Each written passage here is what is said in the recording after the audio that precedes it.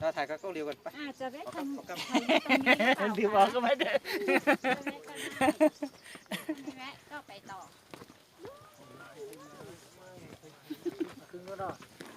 ครึ่งเดียวป่ะถ่ายรูปกันถ่ายไหมถ่ายรูปถ่ายเป็น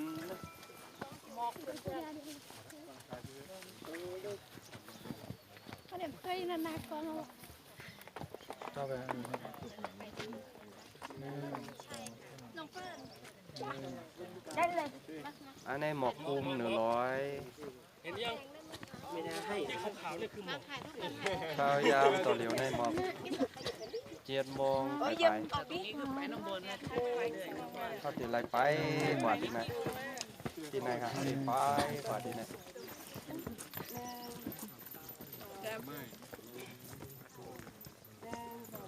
ไม่ใส่มันตาล่องอ่ะ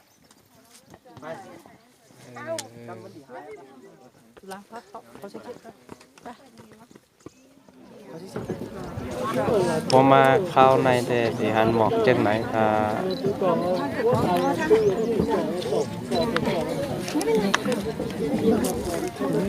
โกนก่อนน้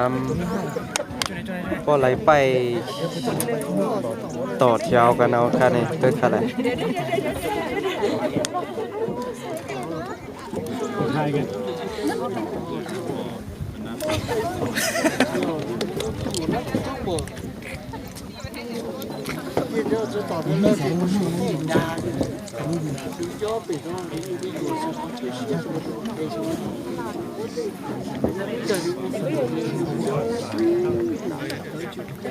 อันนี้เขาต่อคิวนี่คือต่อคิวถ่ายด้วยต่อคิวนะเขาแถว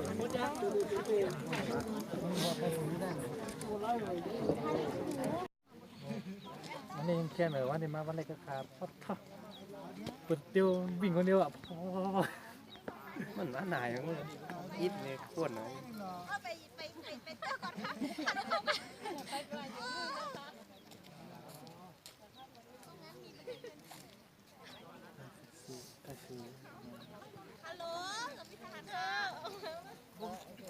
อยู่กันนานเนาะ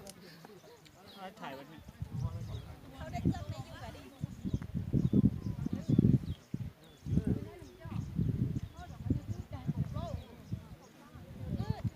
สวยมาทางเขาแหละยูเมนล่ะน่าสวยมากเป็นจานกองอ่ะเนี่ยจะข้าเขาดูปะ